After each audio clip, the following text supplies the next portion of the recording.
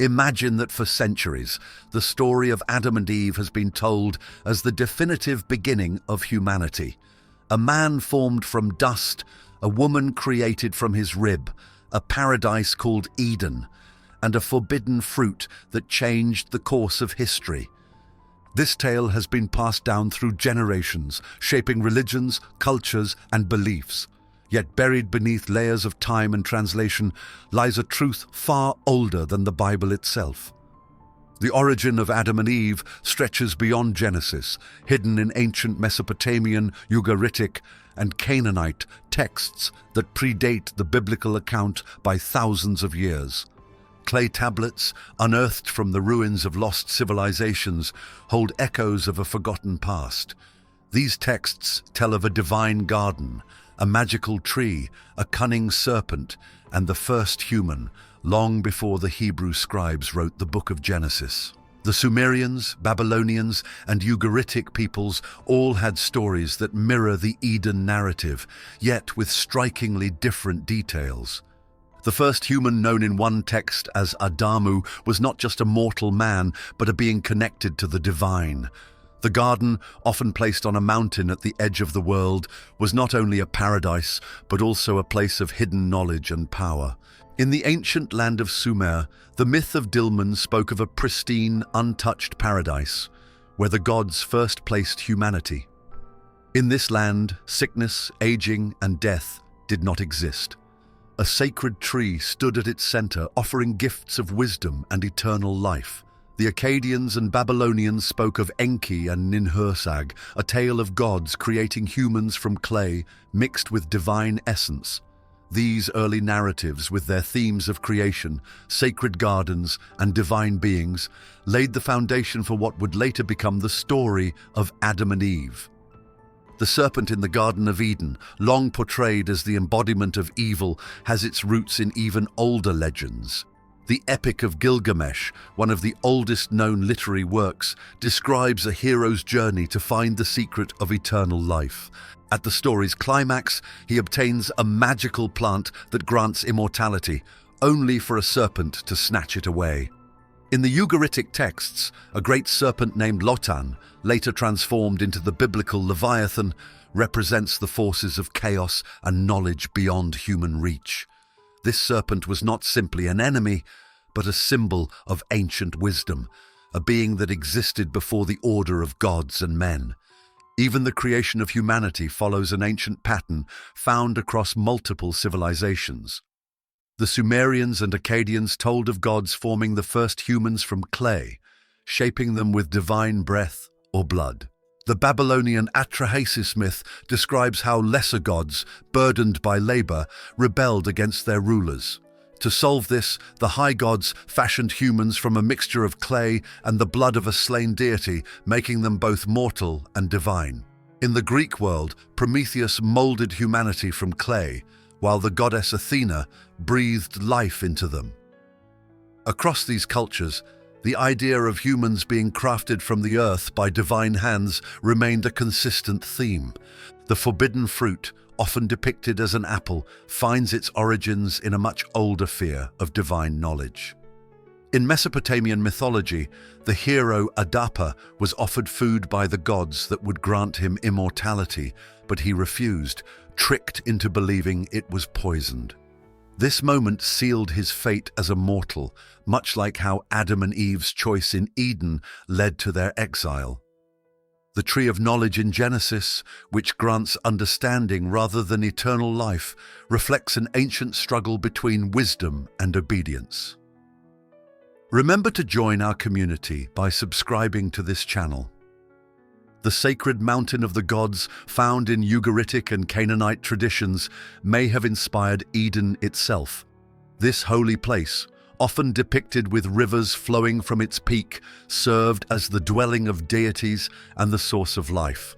In Ezekiel 28, an older version of Eden appears, described as the mountain of God, where a divine being was cast down for seeking forbidden power. This aligns with ancient myths, where rebellious gods or divine beings are punished for their ambitions. The concept of a sacred garden appears in multiple cultures across the ancient Near East. The Sumerians described Dilmun, a paradise untouched by sickness or death, where fresh water flowed from hidden springs, much like the well-watered Eden. This land was said to be a place of divine purity, where gods walked freely among mortals. Similarly, the Ugaritic texts mention a vineyard belonging to the gods, an idyllic place filled with life and abundance. One of the most striking similarities lies in the creation of the first human. The book of Genesis describes how Adam was shaped from the soil, given life by the breath of God. This mirrors older accounts, such as the Atrahasis epic from Babylon, where humans were crafted from clay mixed with divine blood. In Mesopotamian belief, this combination made humans part divine, but also destined to serve the gods, much like Adam, who was placed in Eden to tend and keep it. The Greeks also held similar ideas, with Prometheus forming the first humans from clay, bringing them to life with stolen fire. Across these cultures, the act of molding humanity from the earth tied people to the natural world and the gods who governed it. The tree at the center of paradise is another recurring theme. In Genesis, two trees dominate the story: the tree of life, offering immortality, and the tree of knowledge, granting wisdom. The duality of these trees represents the tension between eternal existence and the pursuit of understanding. In Mesopotamian mythology, sacred trees appear frequently in art and literature, often guarded by supernatural beings. The most famous example comes from the Epic of Gilgamesh, in which the hero embarks on a quest for eternal life. He learns of a plant that grants immortality, only to have it stolen by a serpent while he rests. The loss of this gift mirrors Adam and Eve's banishment from Eden after gaining knowledge, forever separating humanity from divine favor. Serpents, often depicted as tricksters or symbols of wisdom, play an important role in these ancient traditions. In Ugaritic texts, the chaos serpent Lotan is a monstrous force subdued by the god Baal, similar to how later biblical traditions depict Yahweh conquering Leviathan. The Babylonian god Marduk slays the dragon Tiamat, bringing order to the cosmos. These early stories present serpents as both powerful and disruptive, figures that challenge divine authority. The serpent in Eden carries these same attributes, offering knowledge and change rather than destruction. In some traditions, serpents were associated with hidden wisdom and even healing, as seen in Egyptian and Greek mythology. Their role was not always one of deception, but often of transformation, bringing new understanding to those who encountered them. The forbidden fruit also has ancient roots. Many myths explore the idea that consuming divine food or drink can either bless or curse mortals. In the Babylonian tale of Adapa, the gods invited a wise man to dine with them and offered him the food of immortality. Deceived by his own patron deity, he refused it, losing his chance to live forever. In Greek mythology, Pandora's jar contained all the world's misfortunes, which she unknowingly unleashed upon humanity, an act reminiscent of Eve's choice in Eden. These stories reflect an ancient concern about the limits of human knowledge, portraying divine gifts as both desirable and dangerous. The idea of exile as punishment is another shared theme. In Genesis, Adam and Eve are cast out of Eden, forever separated from the perfection of paradise. Similar fates befall other figures in ancient mythology. Gilgamesh, after failing to obtain immortality, must return to his city and face his mortality.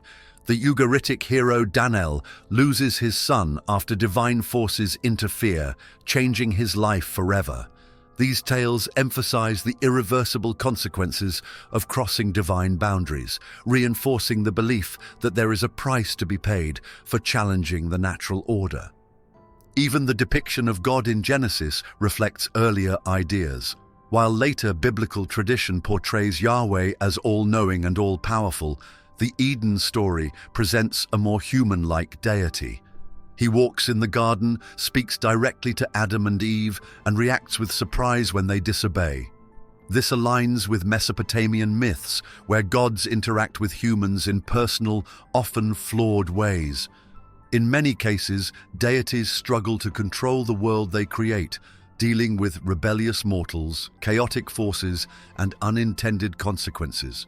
However, the story of Eden presents a deity that appears far more human-like, one who experiences surprise, regret, and even frustration.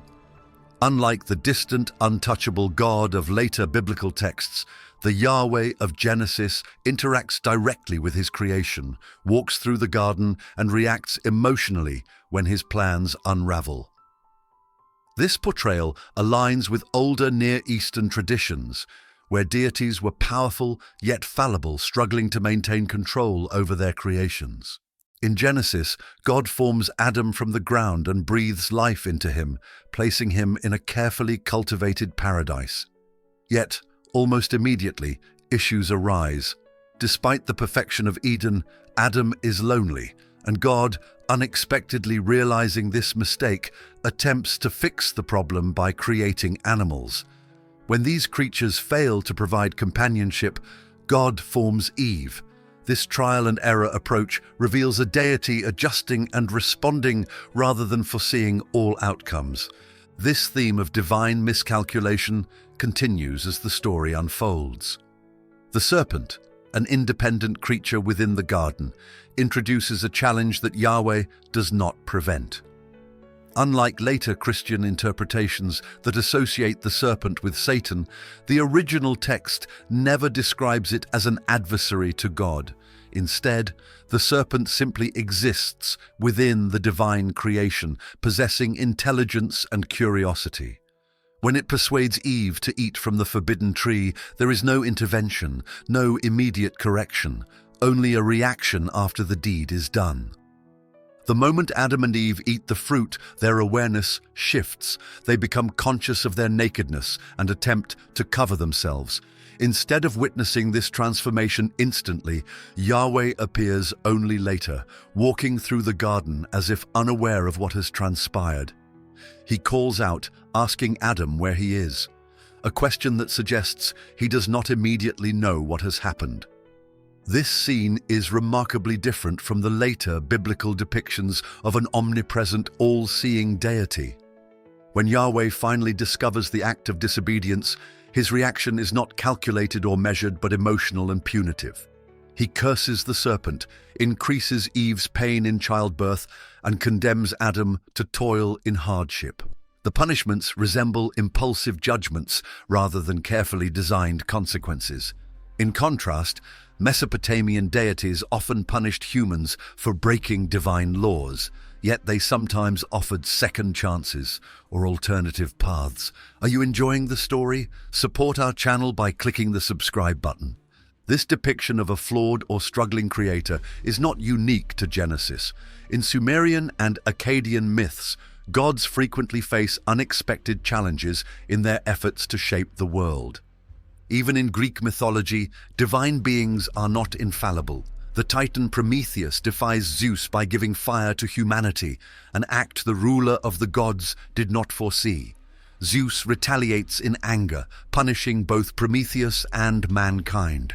The gods of Olympus, despite their immense power, frequently miscalculate, react emotionally, and attempt to correct their own mistakes, just as Yahweh does in Eden. The imperfection of the divine in Genesis is further emphasized in the immediate aftermath of humanity's exile.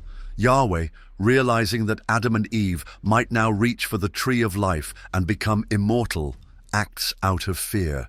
He does not wish for mortals to possess both knowledge and eternal life, so he takes drastic measures, banishing them from the garden and stationing a flaming sword to block the way.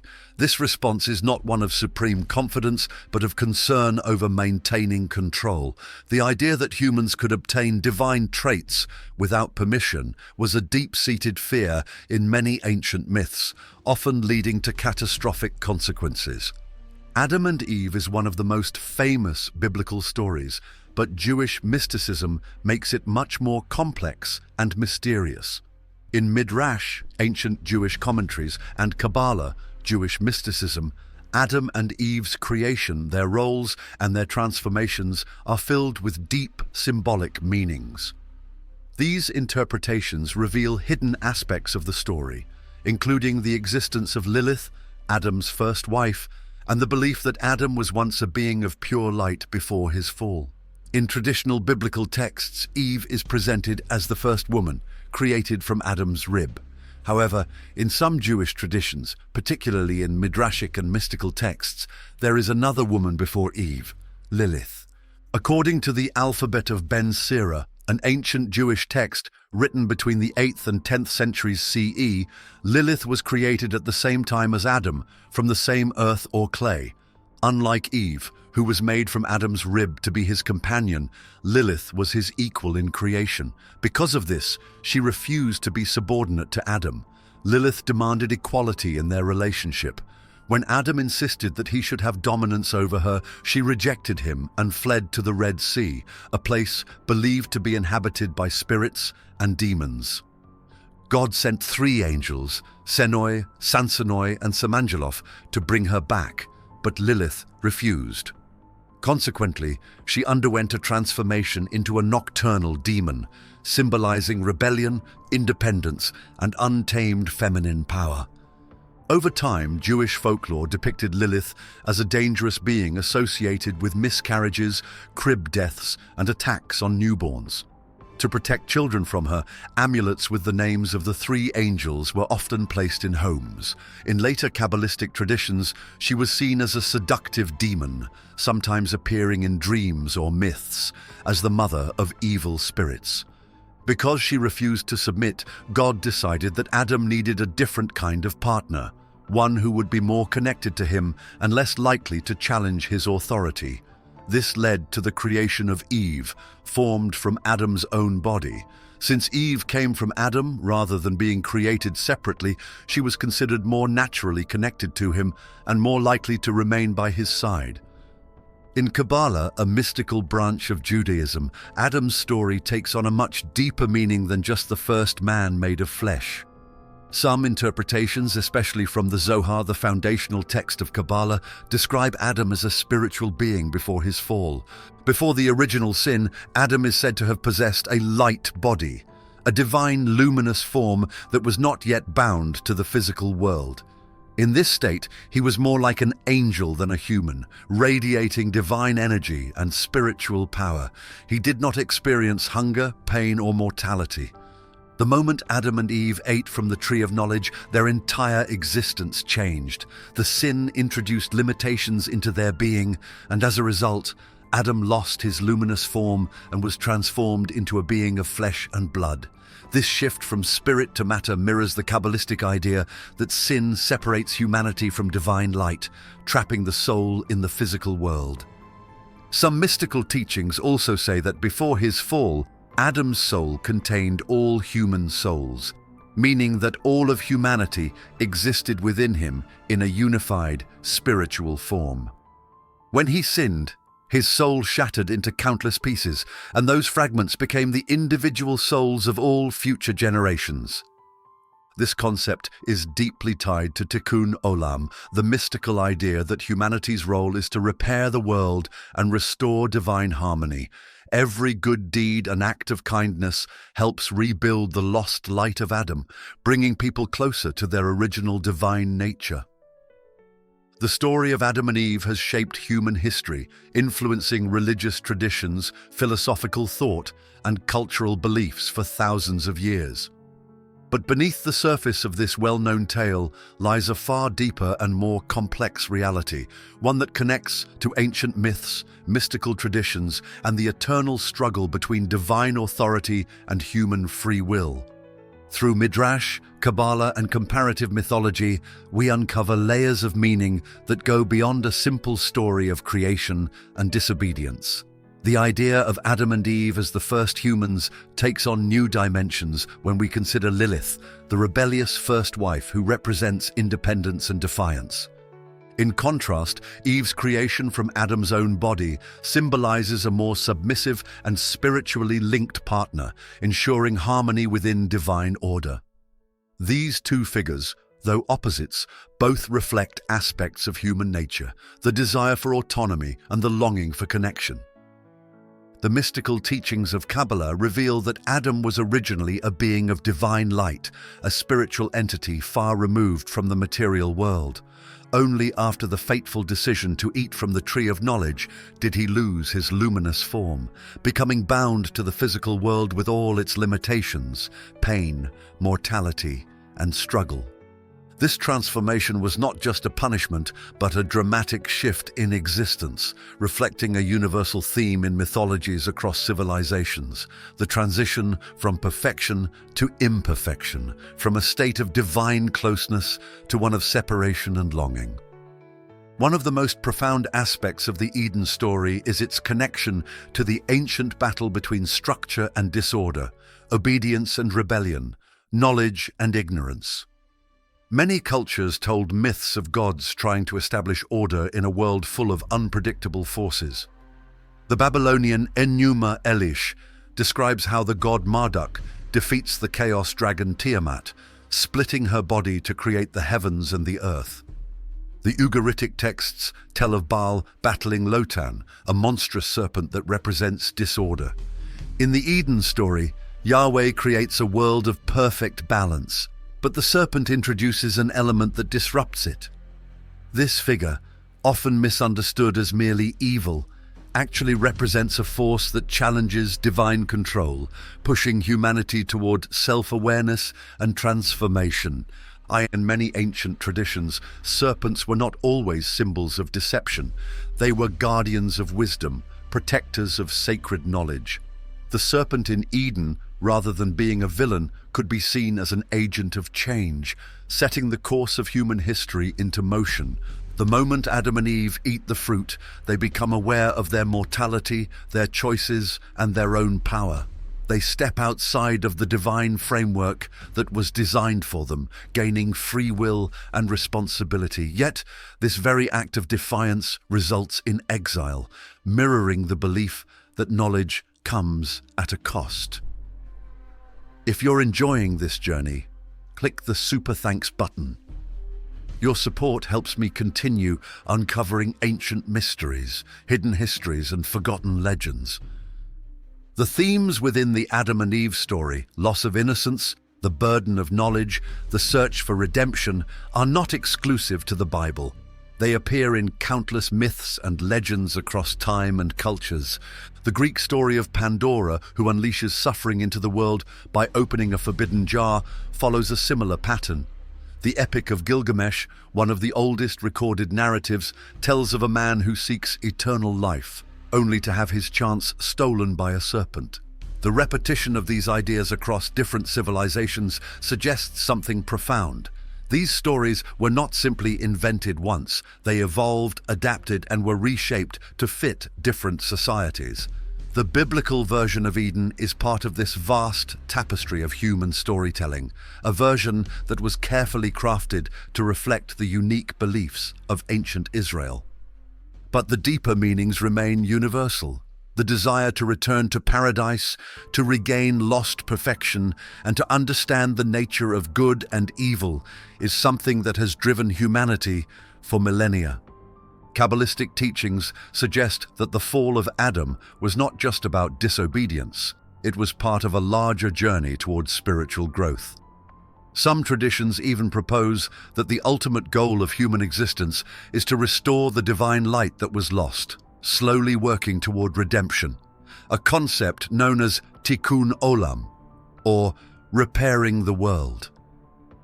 The story of Adam and Eve is not just a tale of punishment, but one of awakening.